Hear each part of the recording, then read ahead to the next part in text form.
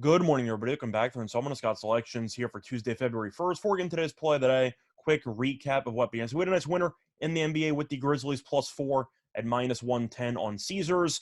Line closed at around -3.5, which means, of course, we were on the lucky end of some injury news as Joel Embiid was ruled out, which caused a 7.5-point line move.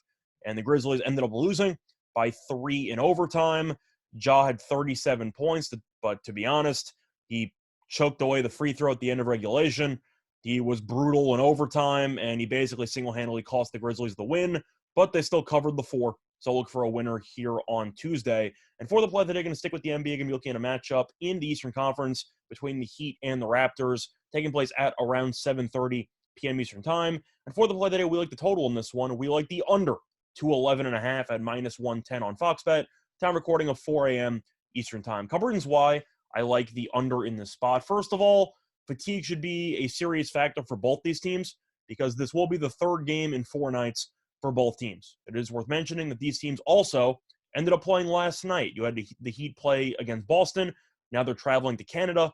And now you have the Raptors who faced off in Atlanta traveling back to Canada. Not exactly great travel spots for both teams. Plus, these teams have played each other twice already this season, and each of the first 2 meetings had less than 204 points in regulation. Of course, the second meeting ended up taking place on Saturday.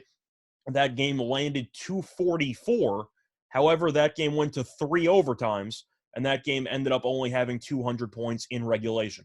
So to go through the actual minutes here for Toronto starters, because they really don't use a bench that much, it should be a pretty good rest spot for Toronto. And it really would not surprise me if a decent amount of starters end up getting just completely benched to be given the day off. Because to go through the actual minutes played by these starters is actually insane. So against Miami in the triple overtime game, every Toronto starter played at least 54 minutes.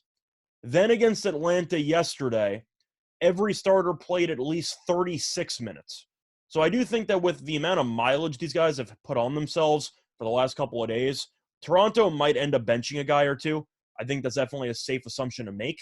And I do think that you will see this line continue to drop if Toronto ends up benching anybody. We saw Miami bench Jimmy Butler and PJ Tucker yesterday. Adebayo played. Is there a chance that he gets benched in this game? Maybe. I don't know. But the point is, both teams are kind of incentivized to rest a couple of starters after playing the triple overtime game, followed by a game yesterday with travel involved. So I do think that could be a factor in this game. Plus, to go through the actual pace numbers, both teams play extremely slow. Miami ranks 27th in pace, while Toronto ranks 24th. So for all things being considered, it's a very good spot for an under because you have a bunch of fatigue involving both teams. They just played each other, and I do think the 244 is the number that jumps out at everybody, and that's why the total is at 211.5.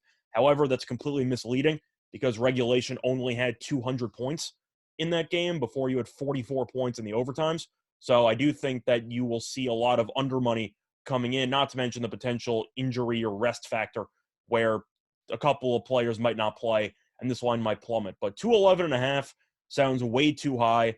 This line should probably close at around 209.5 or so. I really just see an avalanche of under money, and I'm going to get in early. The play that once again here for Tuesday, February 1st, going to be on the Heat and Raptors under 211.5 at -110 on Fox Bet. Bye, everyone.